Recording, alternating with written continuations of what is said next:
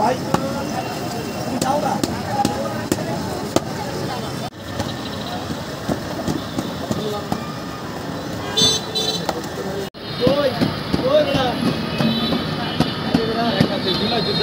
Alan Bhai, here, I'll tell you.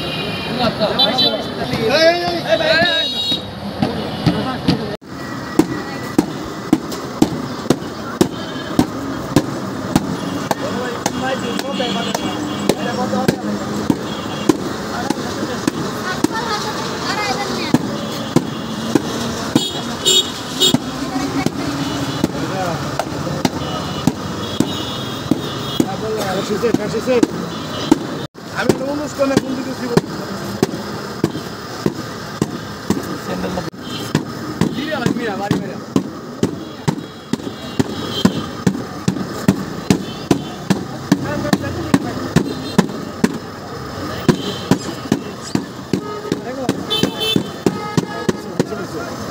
আস্তে আস্তে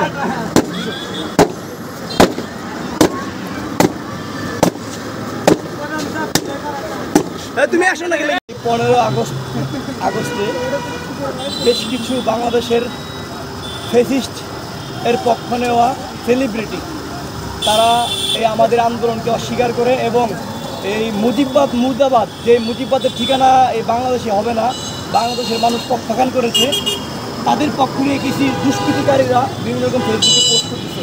এই দেখেছেন ব্যানারটা কিন্তু খুব সুন্দর সক্রিয় ছিল। এই ক্ষিপ্ত জনতা তারা তাদের পায়ের স্যান্ডেল দিয়ে গায়ের যতটুকু শক্তি ছিল এই শক্তি দিয়ে এখানে মেরে ছিঁড়ে ফেলেছে।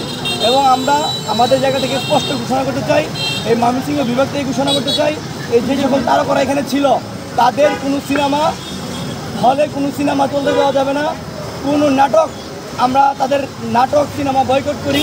পাশাপাশি প্রশাসনের কাছে দৃষ্টি আকর্ষণ করি, যারা এই আমাদের শহীদদের রক্তের সাথে বেইমানি করতেছে এবং শহীদদের নিয়ে কটূক্তিমূলক কথা বলে এবং এই মুর্দাবাদের পক্ষ নিয়ে কথা বলে তাদেরকে আমরা বাংলাদেশ থেকে বয়কট করি এবং প্রশাসনের কাছে দৃষ্টি আকর্ষণ করি, তাদেরকে যেন সর্বোচ্চ শাস্তি দেওয়া হয়।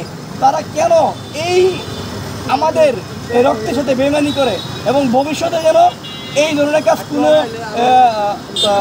সেই সাংস্কৃতিক অঙ্গনের লোকজন যেন না করতে পারে, তার জন্য তাদেরকে হুঁশিয়ারি করে দিতে চাই। এবং আজকে আমাদের এই কর্মসূচি ছিল এবং ভবিষ্যতেও আমাদের ধরনের কর্মসূচি থাকবে। ধন্যবাদ সবাইকে। আসসালামু আলাইকুম, আমি মাহবুবা আক্তার তৃপ্তি, বৈষম্য বিরোধী ছাত্র আন্দোলনের একজন সহযোদ্ধা ছিলাম। আপনারা দেখেছেন আমি এখানে এদের মুখে জুতা নিক্ষেপ করেছি। এর কারণ আপনারা সকলেই জানেন যে আমরা কেন আন্দোলন করেছিলাম। তারা কখনোই আমাদের এই যে আমরা যে ন্যায়ের পক্ষে আন্দোলনটি করেছিলাম এটার পক্ষে তারা কখনোই ছিল না। আমরা কখনো চাইনি যে আমাদের পক্ষে এসে কেউ কথা বলে, কিন্তু তারা কেনই বা আমাদের বিপক্ষে গিয়ে কথা বলবে। আমরা আমাদের মতো করে আমাদের মতো করে দেশটা সংস্কার করার জন্য এগিয়ে যাচ্ছি।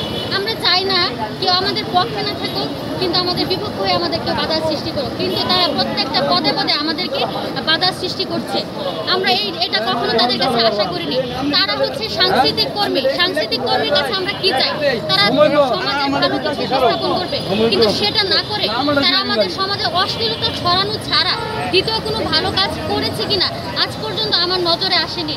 আমার এতটুকুই বলার, রক্তের সাথে মিশে গেছে আওয়ামী লীগ।